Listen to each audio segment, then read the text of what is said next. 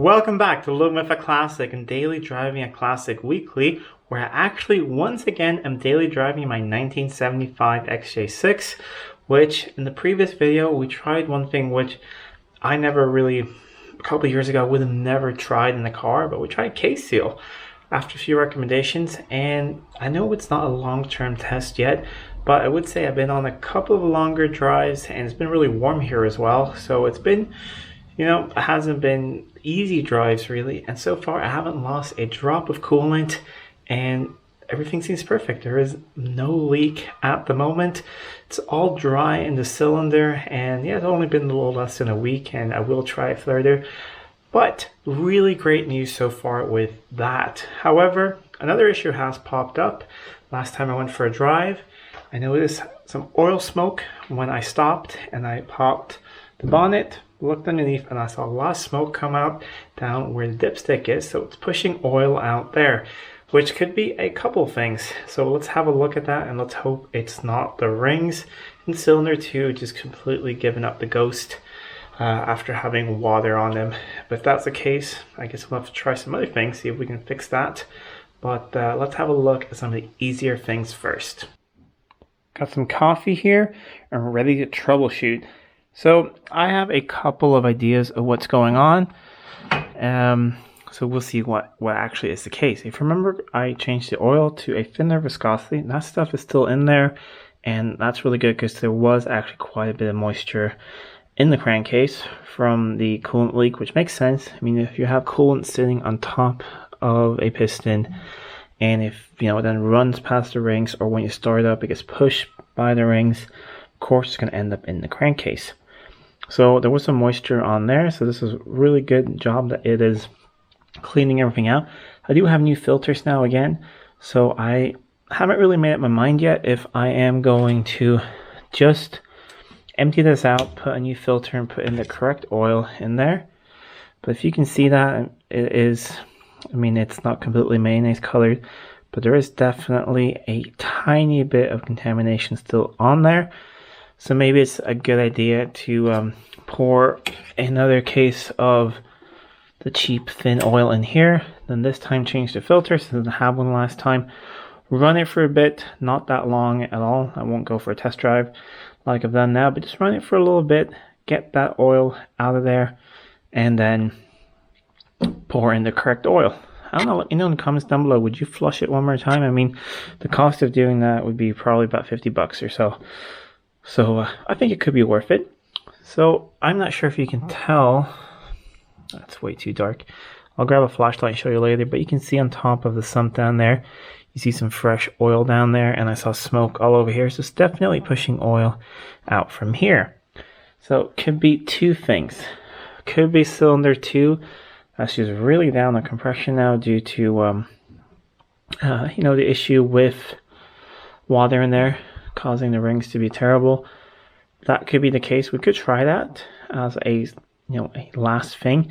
So we could do a compression test, wet and dry, see that. However, I think it could be two other things. One is there's a little bit too much oil in this engine, but I didn't really mind because it will just flush around a little bit more. There's probably half a quart too much in it, but that's not a big deal. However, what I do think is the case, with that much moisture going around in there, I think that has probably gotten caught up here. There is a metal gauze in here, a little filter for the crankcase breather, and I'm willing to bet that is completely blocked, and then it's just pushing the pressure out anywhere it can. Because, let me see if I can get this off. I have not seen any signs of moisture in here at all. So, yeah, I gotta fix that gasket. I keep having a problem with gaskets in just this cap. I think I'll have to find another cap. I've got new gaskets, but they always keep falling out and sticking on there instead. But in here, if I go on the inside like that, definitely no moisture. It's just oil. So let's take this off. It's very simple. It's just a couple of dome nuts and the pipe over here. If I do find the sort of mayonnaise stuff in there, we'll clean out the pipe as well. But let's take that off. We'll start in that end, start with the easy stuff, and then we'll move on to the more annoying and difficult and potentially expensive stuff. I'm going to start by loosening up this clamp here. And we'll loosen this one a little bit too. I do remember now that this one, this sort of rubber elbow here, is pretty worn on this car, so I'll try and remember to order a new one of those next time I order some parts. I am willing to bet it looks, yeah, I don't know how well you can see that, but see a lot of moisture in there, which is of course expected with what's happened. So it's a good idea to clean that out. We'll probably try and remove this pipe as well. And these are just 7/16 dome nuts, same as the ones for the cam cover.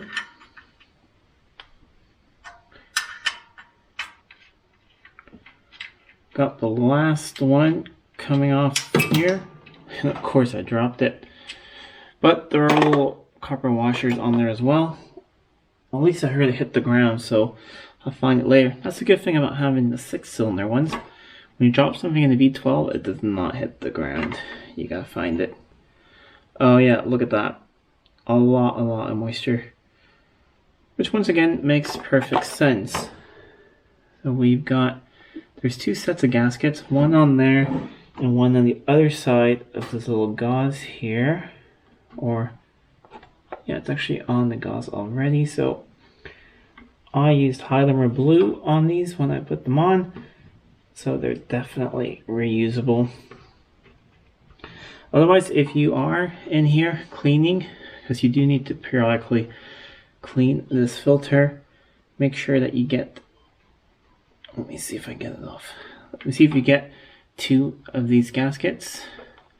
And I'd recommend getting some new copper washers as well. Otherwise, of course, you can heat them up, the copper washers, and they should be good to go again. Okay, and it doesn't look blocked. Alright, it's not perfectly clean, but it's definitely not completely blocked.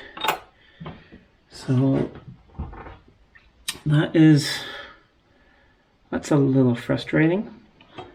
A little disappointed. I was hoping that this thing would be completely blocked so I couldn't really see through it. I mean, it's definitely a little bit dirty. I cleaned it the last time I had the engine apart, and we're gonna get rid of all the moisture and stuff on it and clean the housing. So let that soak over my parts washer for a bit. Next thing to check is that this pipe is not blocked, but I'm willing to bet it's not because it's a big pipe. Why would that thing be blocked? It tees off here, or it goes on an angle down there into that carb there. So any crankcase fumes get burned off into the engine. So the only other 2 options causing, it to be pushed out is something wrong with the rings, which of course that could happen with the amount of water that's been in there, and that will of course, not lubricate and wear it out. The rings can of course come back around. If you have a car that's been sitting for a long time, the rings get gummed up a bit. You can sort of free them up with some spirits of driving and frequent oil changes, and it'll come back around. So that could either be the case, or if I'm very lucky, it could just be the slightly overfull sump, which means it's not an ideal thing to overfill it, but since I'm just driving for little small drives here, I didn't really bother with that. But I think while that is soaking, I have the keys on me. We will do a compression test on cylinder 2, and I'll try and look through my notes, see what it was before. We'll see if it's gone down a lot, and if it has, or either case, we will do a wet test as well. If it goes up then, that will prove that there's something wrong with the rings, and then we'll go from there.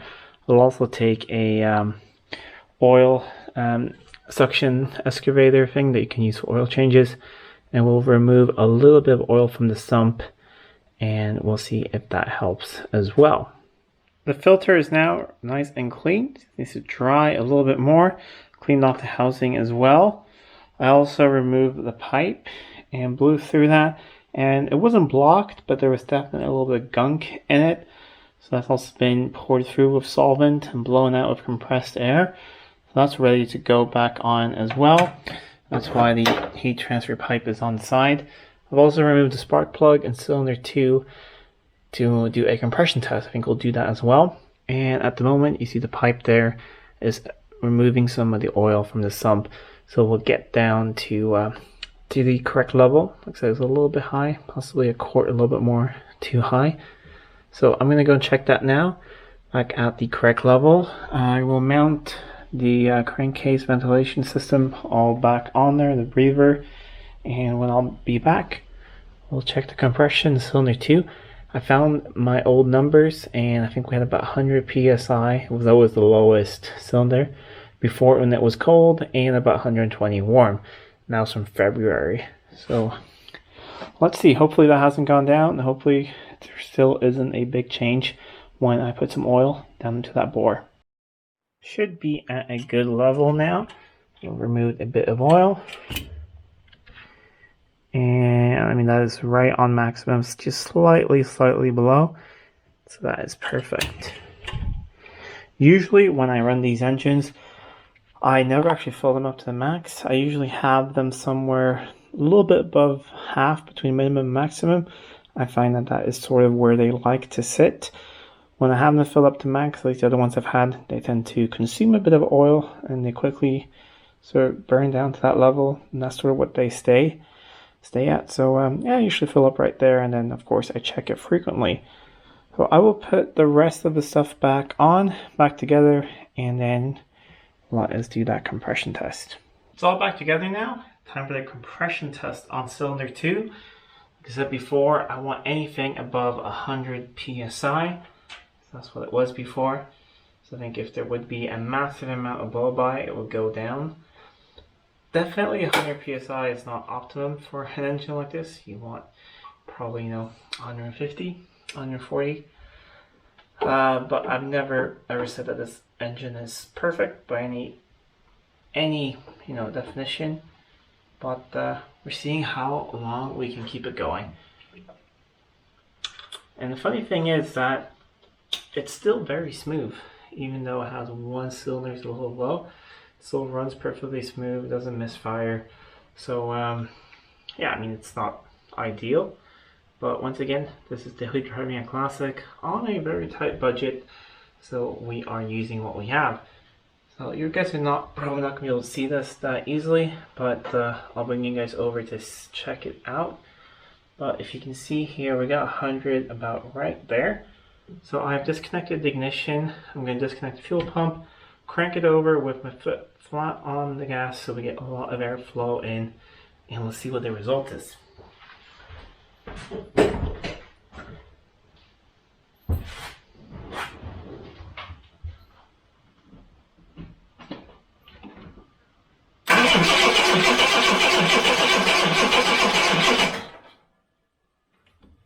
That was strange because I saw it shoot up and then it immediately went away. So I'm guessing, it hit the button for the to release the pressure. I think it hit over here, but it did shoot up really high. So I'm gonna lay it down here, and we'll do the test, and I'll bring you guys in to see the results instead.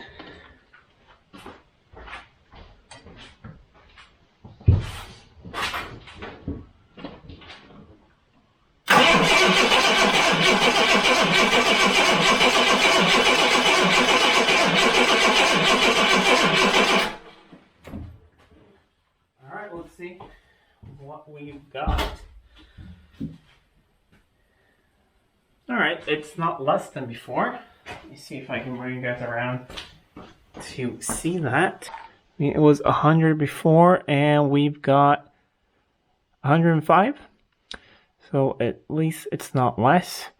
Now let's see if it shoots up a lot with oil. Remember from last time, there was pretty much no change at all when I put some oil in for a wet test. But I mean, this is actually, I'm kind of happy with that. So of course, having water in there, like I said, will do some damage. but if I'm lucky, it will bring it around. If I get up to somewhere around 115, 120, I'll be pretty happy, because most of them are between 120 to 140-ish. So I would be really happy with that. Let us depressurize that. I'm going to put in a few drops of oil, not too much, just to coat the sides of the rings, and we'll do the test again. This is just 20W50 with a tiny bit of ATF. I mean, it's not even like 5%. Just there was some ATF left in here from another project. But let's give this a couple of pumps in there. Not that much coming out each time, but there we go. Should be a good coating right there. Let's see if I can put this oil can down. Put the tester back in. And this time I'm going to try and set you guys up somewhere so you can actually see the result right away. Got it jammed in here under the windshield wiper arm. So hopefully you guys can see that pretty clearly. If you can't, 100 is right over there. So we're hoping it doesn't go up too high. Of course, it'll probably go up a little bit, but hopefully not that drastically.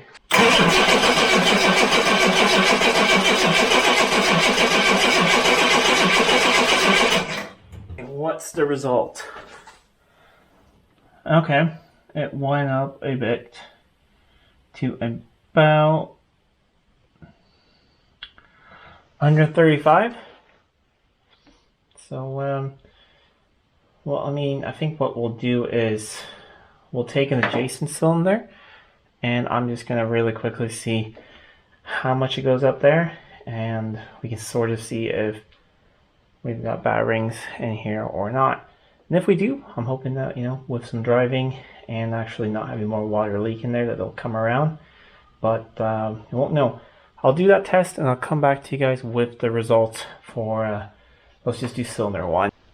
Alright, so the results are in. Cylinder 1 is the same as before. It's about 155. It's the strongest cylinder I have. And that's dry, and wet is 175. So it went up about 20 psi. Which the other one did as well, if I remember correctly. Cylinder 2, about 20-25 psi up, and I put the same amount of oil in, which maybe is a little bit too much, but I tried that. However, I also spun the engine over for a bit with the plugs out, and then I did cylinder number 2 again, which was 105, and I mean most of that oil has probably disappeared a little bit, or gone in the groove, and it's at about 130-ish, 125, 130-ish.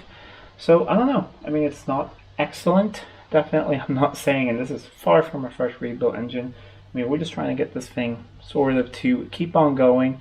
We'll see how long we can nurse it along. And I mean, it does pull nicely. It's smooth. So, I think that if everything holds together, and after a few oil changes, I think that the compression levels are going to start to even out. And I think cylinder 2 is going to start to build up and get a better, higher compression, just because the rings have totally, and the bore has just totally been washed down for a long time and a lot of miles, and I think that hasn't done it well. But I think we're going to start it up anyways, because it's probably pretty flooded, even though I had the fuel off and everything. It's definitely fuel in the carbs. So yeah, you hear them fill up, but I could smell fuel the whole time. But let's see how it starts up and how it runs. Starting out right away. It is a little bit on the flooded side, but we're just going to let it run. And let it warm up just a little bit. It's starting to smooth out now, but definitely, it's a little plugged in those cylinders, and the other 2 cylinders do have oil in it. But we'll see what happens. I'm going to keep on driving. I'll keep you guys updated what happens with the oil. If we're still getting it pushed out of Dipstick 2, or if that just was simply being a little bit too much oil in the engine. And then we'll see what happens with the case seal. If it starts leaking again or what happens, I'll continue driving it on a pretty much daily basis. And I'll let you guys know what happens here on Daily Driving a Classic. Let's see if I can close the door a bit so you don't have to hear the engine too much. There we go. Anyways, if you like this video, please give a thumbs up, share it with your friends. And if you're not already subscribed to the channel and you want to follow along on my adventures with these old classic cars, please do subscribe to the channel. It really does help out a lot. Anyways, until next time, I'm Adam, and this was Living with a Classic. I'll see you soon.